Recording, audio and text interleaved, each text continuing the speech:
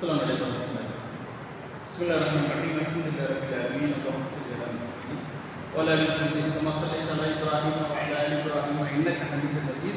اللهم بارك على محمد وعلى آل محمد كما باركت على إبراهيم وعلى آل إبراهيم إنك حميد مجيد. அன்புக்குரிய சகோதரர்களே, ஒவ்வொரு நாளும் மகரிப் தொழுகைக்கு பிறகு தினமும் ஒரு செய்தி என்ற தலைப்பில் குர்ஆன் ஹதீஸ் என்று மார்க்க விஷயங்களை பார்க்கிறோம். அதன் அடிப்படையில் நாம் பார்க்கின்ற செய்தி போதைப்பொருள் பொருட்களை தடை செய்த இஸ்லாம் என்கின்ற ஒரு செய்தியை நாம் பார்க்கிறோம்.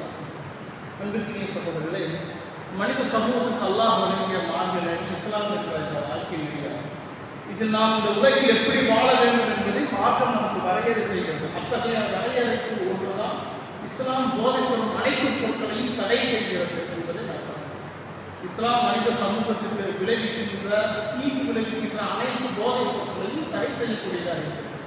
போதைப் பொருட்கள் ஒரு முஸ்லிமுடைய வாழ்க்கை, மனிதனுடைய இன்மை மற்றும் மறுமையுடைய வாழ்க்கை நாசமாக்கக்கூடியது. ஷைத்தான் மனித சமூகத்துக்கு எதிராக பயன்படுத்தக்கூடிய மிக முக்கியமான ஒரு ஆயுதங்களில் ஒன்றுதான் போதைப் பொருட்களாக இருக்கிறது. அல்லாஹ்வுடைய தூதர் அந்த போதைப் பொருட்களை குறித்து கடுமையாக நமக்கு எச்சரிக்கை செய்கிறார்கள் என்று பார்க்கிறோம். அதே போல போதைப் பொருட்களால் இங்கு ஏற்படக்கூடிய தீங்கு குறித்து மிக முக்கியமான ஒரு புள்ளி விவரத்தில் தமிழ்நாட்டில் 8 கோடி மக்களில் 1 கோடி பேர் இந்த போதைப் பொருட்களால் பாதிப்படைந்துள்ளார்கள் என்ற செய்தியை நாம் பார்க்கிறோம். அதில் குறிப்பாக ஆண்கள், பெண்கள், கல்லூரி மாணவர்கள், மாணவிகள், சிறுவர்கள் எல்லாம் அது உள்ளடக்குவார்கள் என்று ஒரு முக்கியமான ஒரு புள்ளி விவரமும் கூறுவதை நாம் பார்க்கிறோம். அதே போல போதைப் பொருட்களால் ஏற்படக்கூடிய விளைவுகள் உடல் நலத்துக்கு தீங்கு ஏற்படக்கூடியது.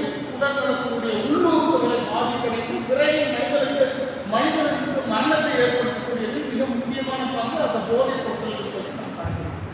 அதே போல போதைப் பொருட்களின் மூலம் ஒரு மனிதன் தன்னுடைய பொருளாதாரத்தை இழந்து அவனுடைய குடும்பம் மிகப்பெரிய பொருளாதார பாதிப்பை ஏற்படுத்துவதற்கும் போதைப் பொருட்கள் மிக முக்கியமானது. அதே போல மனித சமூகத்தின் குற்ற செயலுக்கு மிக முக்கியமான பின்னணியும் போதைப் பொருட்கள்.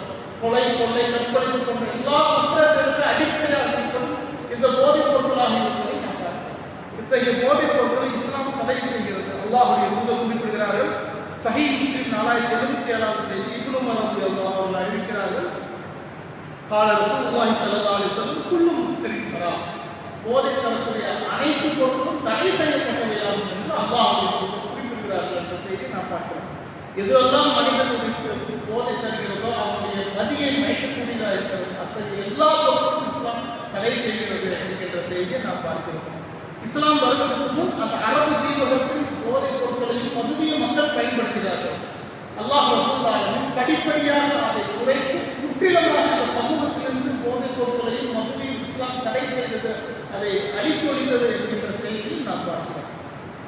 இப்னு மாஜால வரக்கூடிய செய்தி 3371 செய்தி இப்னு உமர் ரலியல்லாஹு அன்ஹு அறிவிக்கிறார்கள். நபி ஸல்லல்லாஹு அலைஹி வஸல்லம் கூறினார்கள், மதுவை பருகக்கூடியவர்கள், பருக கொடுப்பவர், அதை விற்கக்கூடியவர், வாங்கக்கூடியவர், அதை தனக்காக தயார் செய்து கொள்ளக்கூடியவர், யாருக்கு அதை தயார் செய்து கொடுக்கிறாரோ, அதை யார் சுமந்து சொல்கிறாரோ, யாருக்காக சுமந்து சொல்லப்படுகிறாரோ, இவர்கள் அனைவரையும் அல்லாஹ்வுடைய தூதர் சபித்தார்கள் என்ற செய்தி நாம் பார்க்கிறோம். மது தான் மட்டும் பயன்படுத்துவதல்ல, பிறருக்கு பயன்படுத்தக்கூடிய அனைத்து வகையான மனிதர்களையும் அல்லாஹ்வுடைய தூதர் சபித்தார்கள் என்ற செய்தியை நாம் பார்க்கிறோம். அதே போல நபி ஸல்லல்லாஹு அலைஹி வஸல்லம் சொன்னார்கள், நசீல வரக்கூடிய செய்தி, ஒரு முஸ்லிம் மது அருந்துவதனால் அவனுடைய 40 நாட்கள் தொழுகை அல்லாஹ்வினால் ஏற்றுக்கொள்ளப்படாது என்று அல்லாஹ்வுடைய தூதர் குறிப்பிடுகிறார். ஒரு முஸ்லிம் ஒரு முறை மது அருந்தினால் ஏற்படக்கூடிய மிக முக்கியமான விளைவு 40 நாட்கள் அவனுடைய எந்த தொழுகையும் ஏற்றுக்கொள்ளப்படாது என்று அல்லாஹ்வுடைய தூதர் எச்சரிக்கை செய்கிறார்கள்.